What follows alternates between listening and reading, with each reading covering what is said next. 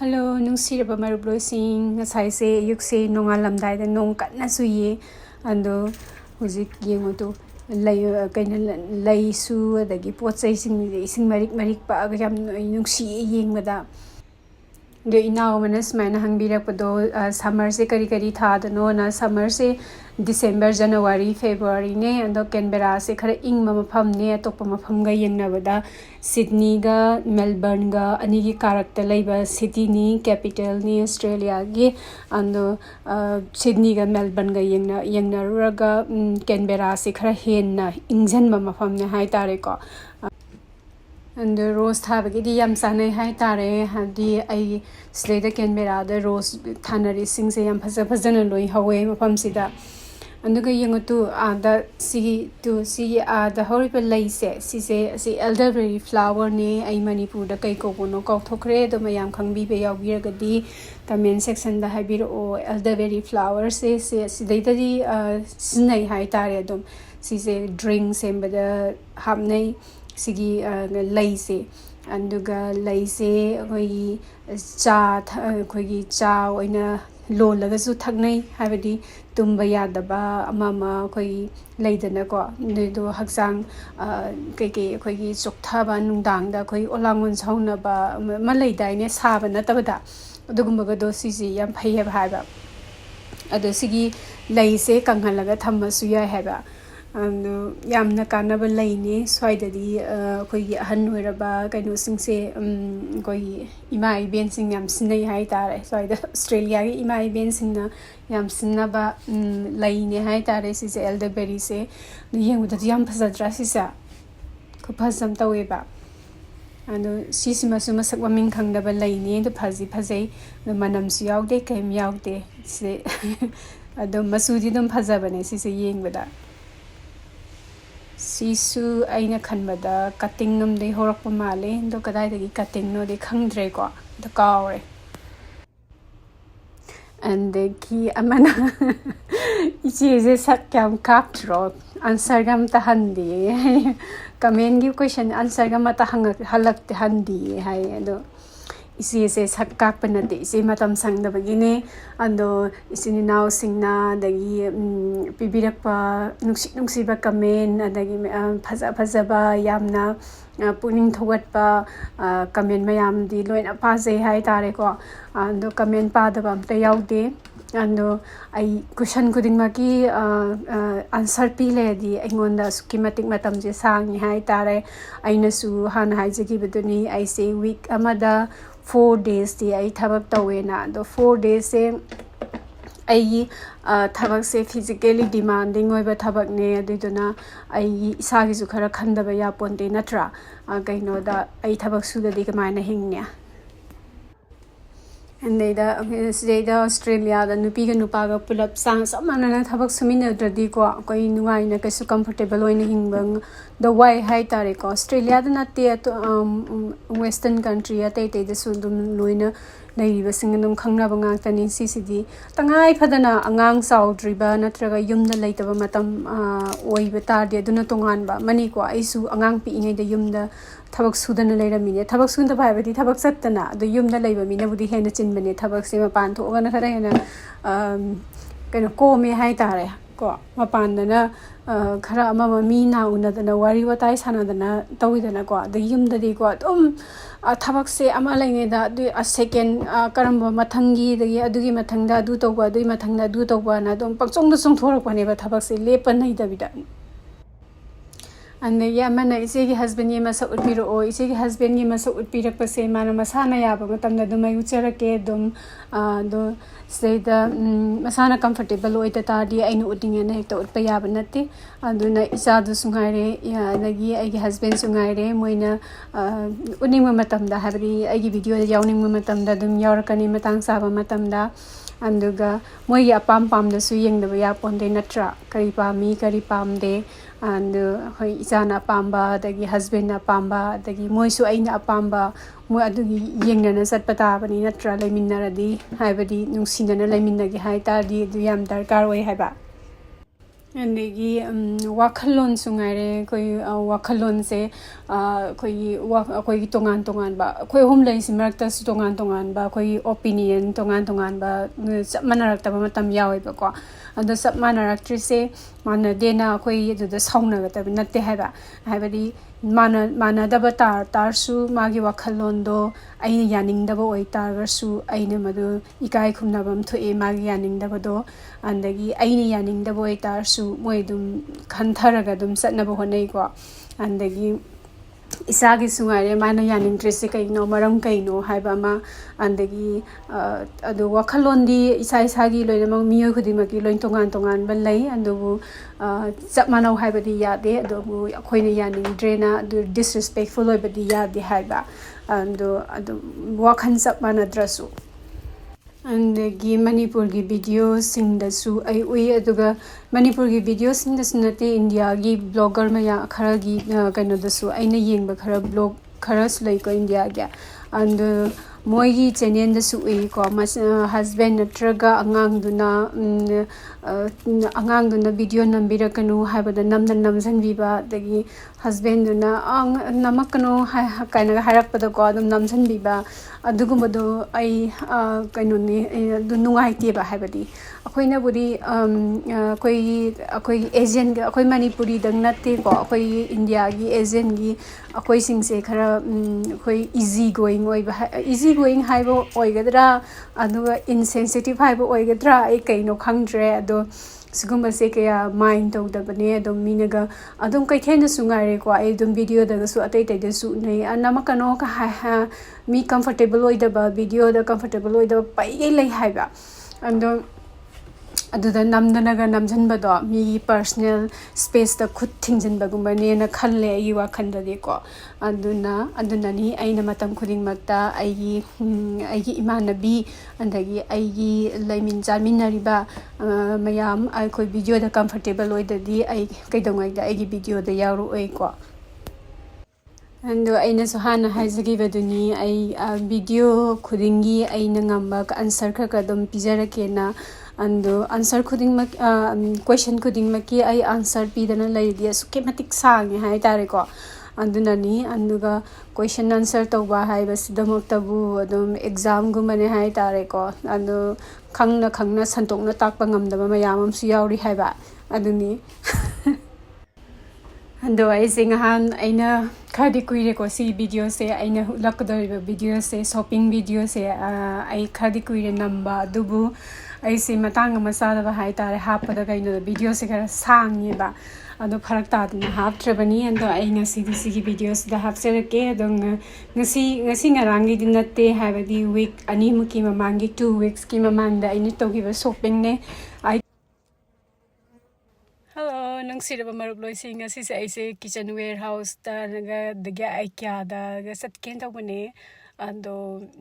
ꯌꯦꯡꯁꯦ ꯆꯠꯂꯒ ꯀꯩꯀꯩ ꯌꯥꯎꯒꯦꯗꯣ ꯑꯗꯣ ꯑꯩꯁꯤ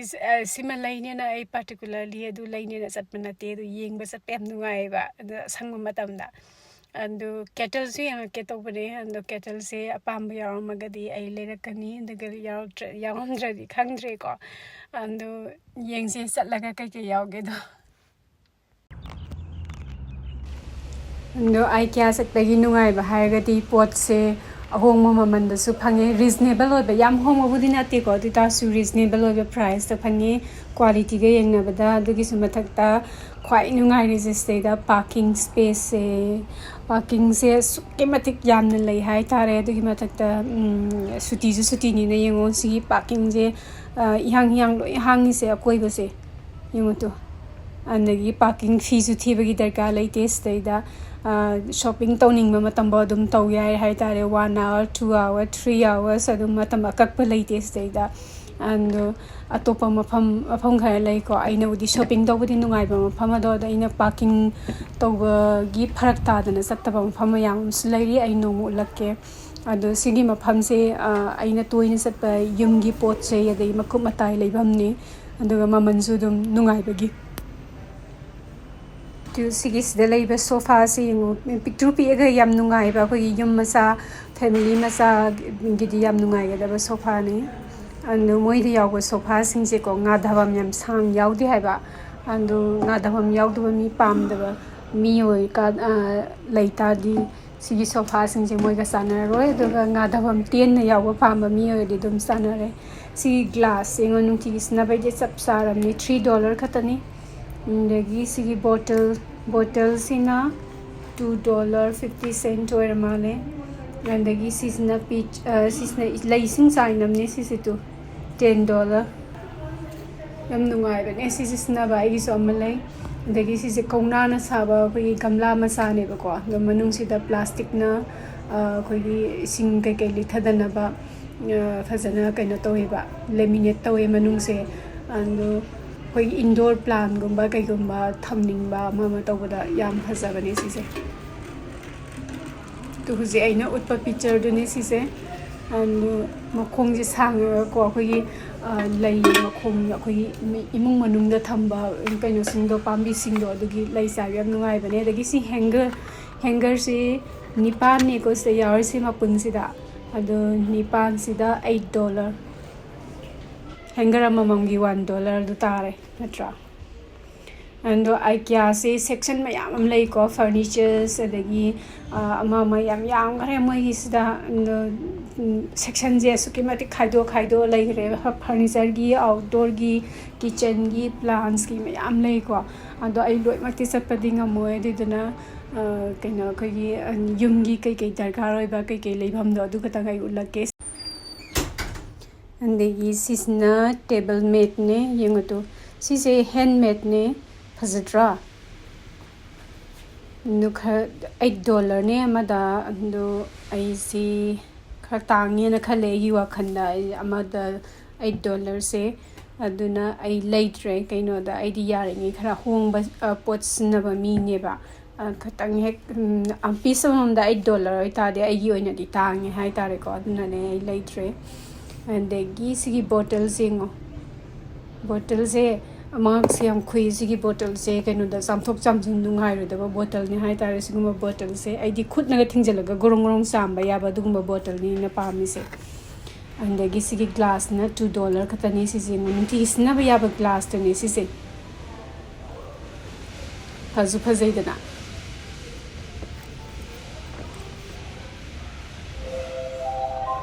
and piece amada $2 hai se yamna reasonable price ne legi si pillow se is laiba si se pillow amada $8 ni ando ama yum ama ga ma thamaga dum yare ai hoi ama le dina akoina khwang da akoi chokri gumba da kai gumba da tham ba da ko khwang da thamba yam nuai bane se and this is na bath mat ne and सिगी IKEA गी सिगुम्बा bath met अदगी towel के से सिसे सिनाबा नुंगाई सु सामबा सु नुंगाई हाय तारे को ममनजु यामदबा and door mat su नुंगाई लगी सिगी stool Django सिगी stool जे याम वांग stool नते दो फम्मगा दम गार्डन द सिनर सु याय दगी कोई इमुंगदा दम अनि हुम तमगा फान दम दम सिनर सु याय and this is a mixing bowl ne plastic ki mixing bowl ne koi glass ki kai gisna da sinaning da mi oi tardi sigi mixing bowl di chap chara ba di sinna ba da yego to khara pikpa ma khara saw ba ma edo ai gi di glass oi na sinai aduna ai si dia kya dar ka roi de ngonda adagi sta leiba tools sing se size whisker adagi kai sta leiba yamba tools inje $2 gi makha da ngak tane aduna ani hum thamba da kai sukai de yum amada yungo to siga se $1.50 ne yungo to siga se loina ma phazu phayeba dum ling lawiba pot se dum andegi si spatula si suingo si je $2 ki makha da ningo ai di wooden spatula lo ayam sinai hai tare kaino da ai cookware sing se ayambana non stick kumba natraga steel door su yamna hard oiba sinaba yadaba steel ngakta ne diduna ai wooden gi spatula yam sinai adagi sisna stir fry tongnaba adagi kaino ni spatula do ne ꯑꯗꯒꯤ ꯁꯤꯗ ꯂꯩꯕ ꯈꯥꯕꯩ ꯈꯔꯥꯡ ꯃꯌꯥꯝꯁꯦ ꯁꯤꯁꯤꯡꯁꯦ ꯃꯃꯜ ꯑꯇꯥꯡꯕ ꯑꯃꯠꯇ ꯅꯠꯇꯦ ꯑꯗꯨꯒ ꯁꯤꯖꯤꯟꯅꯕꯁꯨ ꯂꯣꯏꯅ ꯅꯨꯡꯉꯥꯏꯕꯅꯦ ꯃꯣꯏꯒꯤ ꯁꯤꯗꯩꯗ ꯂꯩꯁꯤꯡꯁꯦ ꯑꯗꯨ ꯁꯤꯒꯤ ꯁꯦꯠꯀꯁꯦ ꯁꯤꯁꯦ $10 ꯈꯛꯇꯅꯤ ꯁꯤꯗꯩꯗ ꯁꯦꯠ ꯑꯃꯁꯤꯗ ꯂꯣꯏ ꯌꯥꯎꯔꯦ ꯇꯨ ꯁꯤꯗꯩꯗ ꯁꯨꯞ ꯁ꯭ꯄꯨꯟ ꯌꯥꯎꯔꯦ ꯑꯗꯒꯤ ꯀꯩꯀꯩ ꯂꯣꯏ ꯌꯥꯎꯔꯕꯅꯤ ꯁꯤꯗꯩꯗ 3-4ꯒꯤ ꯁꯦꯠꯅꯤ ꯑꯗꯣ $10 ꯍꯥꯏꯁꯤ ꯌꯥꯔꯕꯅꯤ ꯑꯗꯣ ꯃꯣꯏꯒꯤ ꯁꯤꯒꯤ ꯁ꯭ꯇꯤꯜꯒꯤ ꯀ꯭ꯋꯥꯂꯤꯇꯤꯁꯤꯁꯨ ꯑꯗꯨꯝ ꯐꯩꯌꯦꯕ ꯇꯨ $10ꯅꯤ ꯇꯨ ꯁꯤꯁꯦ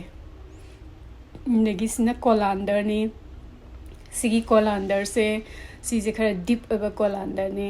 ꯑꯗꯣ ꯁꯤꯁꯦ ꯄꯥꯁꯇꯥꯒꯤ ꯑꯣꯏꯅ ꯁꯤꯖꯤꯟꯅꯔꯁꯨ ꯌꯥꯏ ꯆꯦꯡ ꯀꯩꯀꯩ ꯆꯥꯝꯕꯒꯤ ꯁꯤꯖꯤꯟꯅꯔꯁꯨ ꯌꯥꯏ ꯑꯗꯨꯒ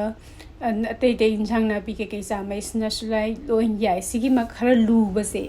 ꯀꯩꯅꯣꯁꯦ ꯑꯗꯒꯤ ꯃꯤꯠ ꯀꯩꯀꯩ ꯆꯥꯝꯕ ꯁꯨꯝ ꯅꯨꯡꯉꯥꯏꯕꯅꯦ ꯈꯔ ꯂꯨꯅ ꯁꯦꯝꯕ ꯀꯣꯂꯥꯟꯗꯔꯁꯤꯡꯁꯦ ꯑꯗꯒꯤ ꯁꯤꯒꯤ ꯐꯥꯟꯁꯦ ꯐꯥꯟ ꯂꯩꯌꯦ ꯐꯥꯟ ꯃꯥꯟꯗ꯭ꯔꯦ ꯌꯦꯡꯉꯣ ꯁꯤꯁꯦ ꯆꯣꯞꯄꯤꯡ ꯕꯣꯔꯗꯅꯦꯕꯀꯣ ꯆꯣꯞꯄꯤꯡ ꯇꯧꯅꯕꯅꯦ ꯑꯗꯣ ꯃꯈꯥꯗ ꯌꯦꯡꯉꯨ ꯇꯨ ꯁꯤꯗ ꯄꯤꯛꯆꯔꯗ ꯌꯥꯎꯔꯤꯁꯦ ꯁꯨꯃꯥꯏꯅ ꯆꯣꯞ ꯇꯧꯔꯒ ꯃꯈꯥꯗ ꯄ꯭ꯂꯦꯠꯀꯨꯝꯕ ꯀꯩꯒꯨꯝꯕ ꯊꯝꯃꯒ ꯑꯗꯨꯝ ꯁꯠ ꯂꯥꯎꯅ ꯑꯗꯨꯝ ꯄꯣꯠ ꯆꯩꯗꯣ ꯆꯣꯞ ꯇꯧꯕ ꯄꯣꯠ ꯆꯩꯗꯣ ꯏꯟꯙꯕ ꯅꯨꯡꯉꯥꯏꯅꯕ ꯐꯥꯟ ꯌꯥꯝ ꯃꯥꯟꯕꯅꯦ ꯌꯦꯡꯉꯣ ꯁꯤꯁꯦ ꯌꯦꯡꯉꯣ ꯑꯗꯣ ꯁꯤ $19ꯅꯤ ꯐꯁꯨ ꯐꯖꯩꯌꯦ ꯁꯤ ꯂꯩꯔꯤꯕ ꯈꯨꯗꯤꯡꯃꯛ ꯆꯣꯞꯄꯤꯡ ꯕꯣꯔꯗ ꯃꯈꯜ ꯂꯣꯏ ꯁꯨꯔꯦ ꯑꯗꯒꯤ ꯁꯔꯚꯤꯡ ꯕꯣꯔꯗꯁꯨ ꯌꯥꯎꯔꯦ ꯆꯣꯞꯄꯤꯡ ꯕꯣꯔꯗꯁꯨ ꯌꯥꯎꯔꯦ ꯑꯅꯤꯃꯛ ꯁꯤꯖꯤꯟꯅꯕ ꯌꯥꯕꯁꯨ ꯌꯥꯎꯔꯦ ꯑꯗꯣ ꯁꯤꯒꯤ ꯆꯣꯞꯄꯤꯡ ꯕꯣꯔꯗꯁꯤꯅꯦ ꯑꯩꯅ ꯍꯧꯖꯤꯛ ꯌꯨꯝꯗ ꯁꯤꯖꯤꯟꯅꯩꯁꯦ ꯃꯆꯥꯁꯦ ꯑꯩ ꯑꯌꯥꯝꯕ ꯃꯇꯝꯗ ꯑꯩꯅ ꯀꯤꯠꯆꯟꯗ ꯁꯤꯖꯤꯟꯅꯕ ꯎꯕꯤꯔꯝꯒꯅꯤ ꯁꯤꯒꯤ ꯕꯣꯔꯗꯁꯤꯅꯦ ꯑꯗꯣ ꯑꯩꯗꯤ ꯀꯨꯏꯔꯕꯅꯤꯅ ꯈꯔ ꯃꯜꯂꯛꯑꯦꯀꯣ ꯑꯗꯨ ꯑꯣꯏꯇꯥꯔꯁꯨ ꯁꯤꯒꯤꯁꯤꯅꯦꯕ ꯁꯤꯒꯤ ꯆꯞ ꯃꯥꯟꯅꯩ ꯁꯤꯁꯤꯒ ꯁꯤꯁꯦ $25 ꯑꯆꯧꯕꯁꯦ ꯌꯥꯝ ꯅꯨꯡꯉꯥꯏꯕꯅꯦ ꯁꯤꯁꯦ ꯁꯤꯖꯤꯟꯅꯕ ꯑꯗꯒꯤ ꯁꯤꯁꯤꯅ ꯁꯔꯚꯤꯡ ꯀꯩꯅꯣ ꯕꯣꯔꯗꯅꯤ ꯁꯤꯗꯩꯗ ꯆꯤꯁ ꯑꯗꯒꯤ ꯀꯩꯀꯩ ꯑꯇꯩ ꯐ꯭ꯔꯨꯠ ꯀꯩꯀꯩ ꯁꯔꯚ ꯇꯧꯕ ꯂꯣꯏ ꯌꯥꯏ ꯑꯗꯩ ꯁꯦꯟꯋꯤꯆ ꯀꯩꯀꯩ ꯑꯗꯩ ꯆꯣꯞꯄꯤꯡ ꯕꯣꯔꯗ ꯑꯣꯏꯅ ꯁꯤꯖꯤꯟꯅꯁꯨ ꯌꯥꯏ ꯑꯅꯤꯃꯛ ꯂꯣꯏꯅꯃꯛ ꯁꯤꯖꯤꯟꯅꯕ ꯌꯥꯏ ꯑꯗꯒꯤ ꯁꯤꯁꯤꯅ ꯆꯣꯞꯄꯤꯡ ꯁ꯭ꯇꯦꯟꯅꯤ ꯑꯗꯣ ꯆꯣꯞꯄꯤꯡ ꯁ꯭ꯇꯦꯟꯁꯤꯗ ꯑꯆꯧꯕ ꯃꯆꯥ ꯃꯌꯥꯏ ꯂꯣꯏꯅꯃꯛ ꯉꯥꯔꯒ ꯂꯣꯏꯅ ꯊꯝꯕ ꯌꯥꯔꯦ ꯁꯤꯗ ꯑꯗꯒꯤ ꯁꯤꯅ ꯑꯦꯄ꯭ꯔꯟ ꯑꯗꯒꯤ ꯀꯤꯠꯆꯟ ꯇꯥꯋꯦꯜ ꯑꯗꯒꯤ ꯀꯤꯠꯆꯟ ꯄꯣꯠ ꯃꯦꯠ ꯂꯣꯏ ꯌꯥꯎꯔꯦ ꯁꯤꯗ ꯀꯤꯠꯆꯟ ꯇꯥꯋꯦꯜꯗꯤ ꯍꯦꯟ ꯇꯥꯋꯦꯜꯒꯨꯝꯕ ꯅꯦꯞꯀꯤꯟꯒꯨꯝꯕꯗꯤ ꯑꯇꯣꯞꯄ ꯃꯐꯝꯗ ꯌꯥꯎꯕ ꯃꯥꯜꯂꯦ ꯃꯣꯏꯒꯤꯁꯦ ꯑꯇꯣꯞꯄ ꯖꯒꯥ ꯑꯝꯗ ꯊꯝꯕ ꯃꯥꯜꯂꯦ ꯑꯗꯨ ꯁꯤꯁꯦ $10 ꯄꯤꯕ $15 ꯄꯤꯕ ꯃꯈꯜꯒꯤ ꯂꯣꯏꯅꯤ ꯁꯤꯗꯩꯗ ꯂꯣꯏ ꯁꯨꯔꯕꯅꯤ ꯁꯤꯗꯩꯗ ꯑꯗꯒꯤ ꯇꯦꯕꯜ ꯃꯦꯠ ꯑꯗꯒꯤ ꯁꯤꯁꯤꯅ ꯀꯩꯅꯣ ꯄꯣꯠ ꯃꯦꯠ $3.50 ꯈꯛꯇꯅꯤ ꯍꯣꯡꯗ꯭ꯔꯥ ꯁꯤꯁꯦ ꯌꯦꯡꯉꯨꯇꯨ ꯑꯉꯥꯡꯕꯁꯦ ꯐꯖꯩꯌꯦ ꯁꯤꯁꯦ ꯑꯗꯩꯗ ꯑꯩꯒꯤꯁꯦ ꯄꯣꯠ ꯃꯦꯠ ꯌꯥꯝ ꯂꯩꯔꯦ ꯑꯗꯨꯗꯨꯅ ꯑꯩ ꯂꯩꯔꯛꯇ꯭ꯔꯦ ꯑꯗꯒꯤ ꯁꯤꯁꯤꯅ ꯕꯦꯀꯤꯡ ꯇ꯭ꯔꯦꯅꯦ ꯑꯗꯣ ꯁꯤꯒꯤ ꯕꯦꯀꯤꯡ ꯇ꯭ꯔꯦꯁꯦ ꯁꯤꯁꯦ ꯂꯣꯐ ꯇ꯭ꯔꯦꯅꯦ ꯑꯗꯣ ꯂꯣꯐ ꯇ꯭ꯔꯦ ꯑꯣꯏꯇꯥꯔꯁꯨ ꯈꯔ ꯍꯦꯟꯅ ꯀꯥ ꯍꯦꯟꯅ ꯁꯥꯡꯕ ꯂꯣꯐ ꯇ꯭ꯔꯦꯅꯦ ꯁꯤꯁꯦ ꯁꯥꯡꯃꯜꯂꯦ ꯑꯩꯈꯣꯏ ꯏꯃꯨꯡꯒꯤ ꯑꯣꯏꯅꯗꯤ ꯑꯗꯣ ꯐꯦꯃꯤꯂꯤ ꯑꯆꯧꯕꯒꯤꯗꯤ ꯑꯗꯨꯝ ꯌꯥꯔꯦ ꯁꯤꯗꯩꯗ ꯂꯩꯁꯤꯡꯁꯦ ꯂꯣꯏꯅꯃꯛ ꯄꯥꯏ ꯕꯦꯛ ꯇꯧꯅꯕ ꯑꯗꯒꯤ ꯑꯇꯩ ꯀꯦꯛ ꯕꯦꯛ ꯇꯧꯅꯕ ꯁꯤꯗꯩꯗ ꯂꯣꯏ ꯌꯥꯎꯔꯦ ꯁꯤꯗ ꯃꯈꯜꯒꯤ ꯕꯦꯀꯤꯡ ꯇ꯭ꯔꯦ ꯂꯣꯏꯅꯃꯛ ꯁꯨꯔꯦ ꯍꯥꯏꯇꯥꯔꯦ ꯁꯤꯒꯁꯦ ꯌꯦꯡꯉꯣ ꯁꯤꯁꯦ $10 ꯈꯛꯇꯅꯤ ꯁꯤꯁꯦ ꯃꯃꯜꯁꯨ ꯐꯩ ꯑꯗꯨꯒ ꯀ꯭ꯋꯥꯂꯤꯇꯤꯁꯨ ꯑꯗꯨꯝ ꯐꯕꯅꯦ ꯃꯣꯏꯒꯤꯁꯦ ꯑꯗꯨꯝ ꯑꯗꯒꯤ ꯁꯤꯒꯤ ꯕꯦꯀꯤꯡ ꯗꯤꯁ ꯃꯌꯥꯝꯁꯦ ꯁꯤꯁꯨ ꯃꯃꯜꯁꯦ ꯌꯥꯝꯅ ꯇꯥꯡꯕ ꯅꯠꯇꯦ ꯁꯤꯁꯦ ꯁꯤꯗꯩꯗ ꯂꯖꯥꯅꯤꯌꯥ ꯁꯦꯝꯕ ꯌꯥꯔꯦ ꯑꯗꯒꯤ ꯄꯥꯁꯇꯥ ꯑꯇꯩ ꯚꯦꯔꯥꯏꯇꯤ ꯁꯦꯝꯕ ꯌꯥꯔꯦ ꯑꯗꯒꯤ ꯕ꯭ꯔꯦꯗ ꯄꯨꯗꯤꯡ ꯁꯦꯝꯕ ꯌꯥꯔꯦ ꯃꯤꯠ ꯕꯦꯛ ꯇꯧꯕ ꯌꯥꯔꯦ ꯂꯣꯏ ꯌꯥꯔꯦ ꯁꯤꯒꯤ ꯗꯤꯁꯁꯤꯗ ꯑꯗꯒꯤ ꯁꯤꯁꯤꯅ ꯁ꯭ꯃꯣꯜ ꯐꯦꯃꯤꯂꯤꯒꯤ ꯄꯨꯗꯤꯡꯒꯨꯝꯕ ꯀꯩꯀꯩ ꯕꯦꯛ ꯇꯧꯔꯁꯨ ꯌꯥꯔꯦ ꯑꯗꯒꯤ ꯃꯆꯨ ꯑꯇꯩꯁꯨ ꯌꯥꯎꯋꯦ ꯇꯨ ꯕ꯭ꯂꯨ ꯃꯆꯨꯒꯁꯨ ꯌꯥꯎꯔꯦ ꯁꯤ ꯃꯆꯨꯁꯦ ꯐꯖꯕꯅꯦ ꯁꯤꯒꯤ ꯄꯦꯌꯔꯁꯤꯗ $40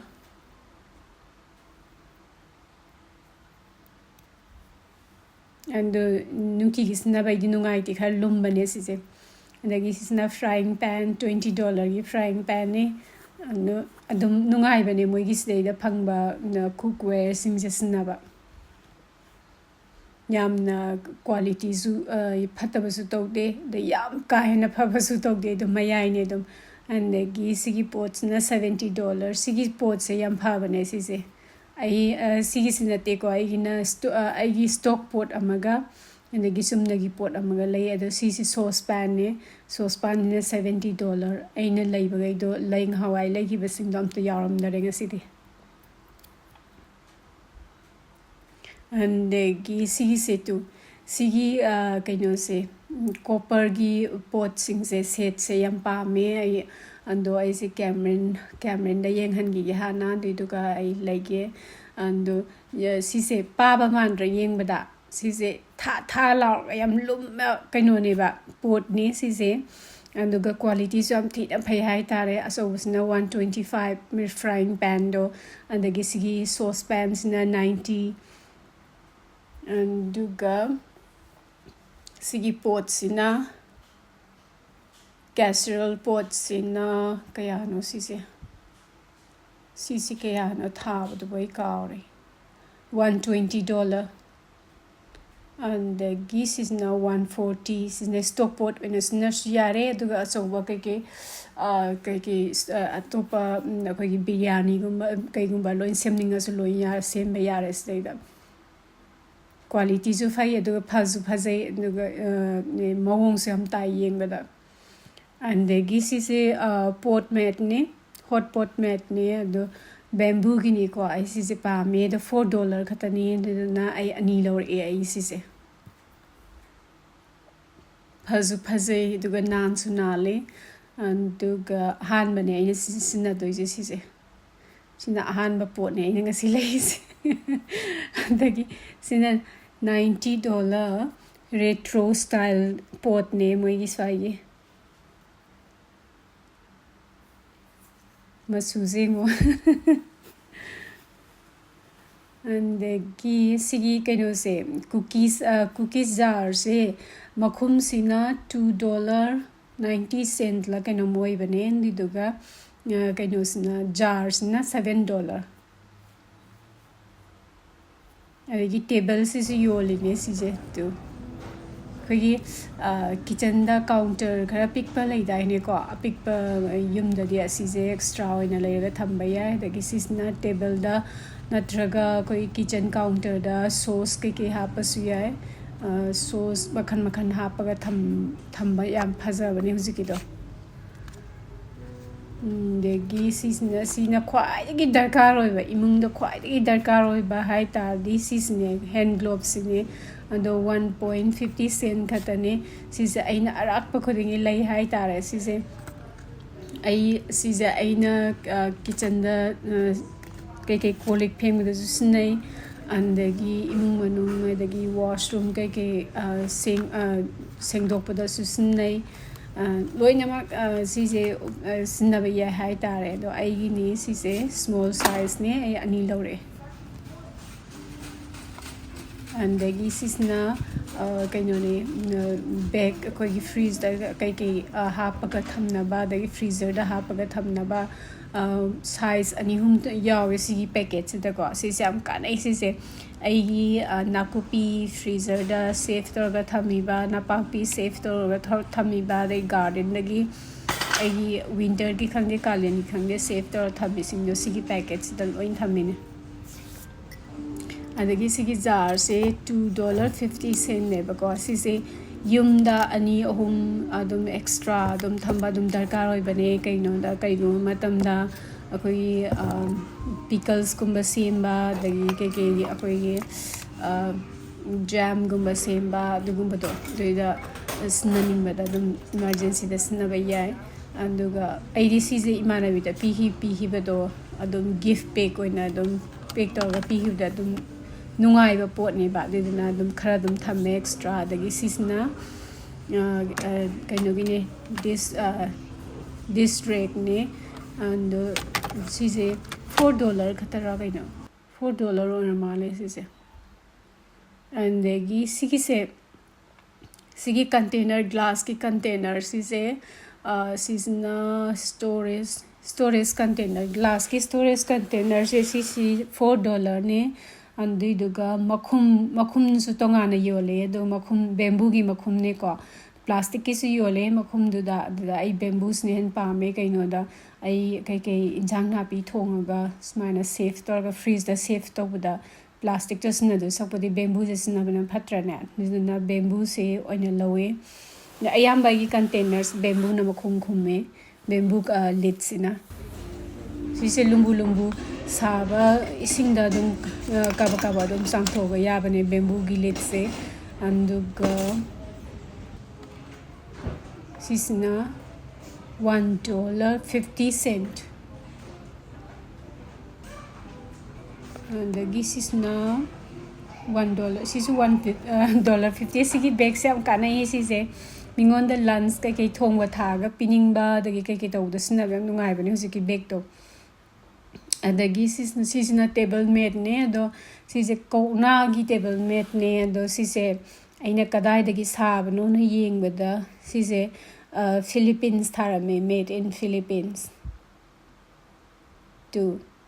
today the tha ba ne is ma mi je sengamdre aina nambada no si Philippines kine and the gi sigi yangkok man ba se si su ne ko table mate ne and the table mate or su ne ko ai gi yumda ani lei ba ko smaina ado ai di pot chai ai gi injang na pi gi oina sinna re hai tare dry mate oina sinna re tu si je $10 ne si se khutna sa ba nga ka ne si ndagi sisna to ai nga sa have the hand towel to nga ma phum na yole na sin hand towel nga ta ni table towel the tea towel no mathang sidai da loin yaur bani duga price su ko moi sing je ka siyam ba sunate anduga koi cotton sengba koi kaino se fabric se am phai hai tare ko ye kan to da pai da and khadi maman se khara tang ne hai tare aina sum khanja da ko ai wa khanda spotlight kuma kai guma yengna ba da sis na maman se aina khara tang ma le and sigi blue masu se si se ai ama laure eba ko and $40 ne sigi blue table clothes se haza bane si se ado ai si se low strane ngam bane ko si se ado ai se ama blue du do ina ta gare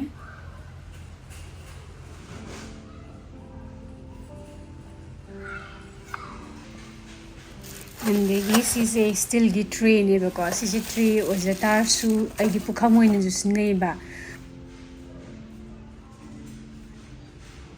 imoinu gumba ndagi ke diwali gumba lakko da ko sinai je pukamo ina dum sinai dum lai gi pot sai ke taw bada sim sa bada and kino ne moi sila na tray ina sinna bane si se tray ko serving tray ina sinai yamba na drinks tray ina just sinai and faza bane yamna design de cham samna ga yimune sigi jaga sigi side se loina mak crockeries adagi ngantani plate cups adagi hongba tangba loin sure sida somna kan sida andagi cutlery loina mak yaure adagi sisna glass kettle ne $10 gine ngoto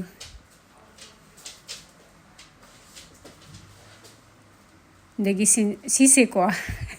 si se je makhum lok thoga yenge daram bane ko da makhum je tholo uya dre khutna mana mobile pai ne bai se and amu kai batare na idum thamam me hang dok tan adum andagi somna kandis na khara piktha ba mu kettle ne glass ki si su nung si tra si se mi ani gi de sab sare si se ai ga cameron ga de sab sara bane ando I see round a masala ka lagi na khalam mani huziki do thaname do lagi sisna cup si cup se design je phaza bani yugo to phazatra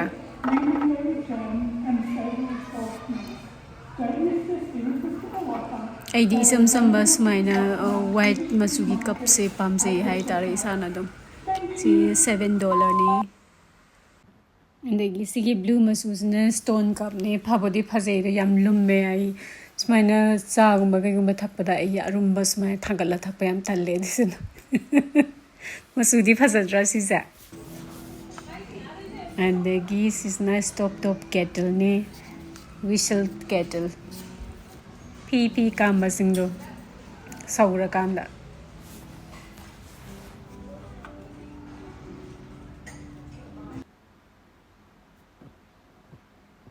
ꯑꯗꯒꯤ ꯁꯤꯁꯤꯅ T ꯀꯞꯁꯤꯡꯅꯦ ꯁꯤꯒꯤ T ꯀꯞꯁꯦ ꯆꯥ ꯑꯉꯥꯡꯕ ꯂꯣꯜꯂꯒ ꯊꯛꯄ ꯃꯁꯛ ꯌꯥꯝ ꯐꯖꯕꯅꯦ ꯆꯥ ꯑꯉꯥꯡꯕ ꯍꯩꯕꯗ ꯁꯤꯁꯦ ꯑꯩꯒꯤ ꯂꯩꯌꯦꯕ ꯁꯤꯁꯦ ꯁꯦꯠ ꯑꯃ 6 ꯀꯞꯁ ꯂꯩ ꯑꯗꯨ ꯃꯁꯛ ꯐꯖꯕ ꯀꯞꯁꯤꯡꯅꯦ ꯆꯉꯥꯡ ꯊꯛꯄꯒꯤ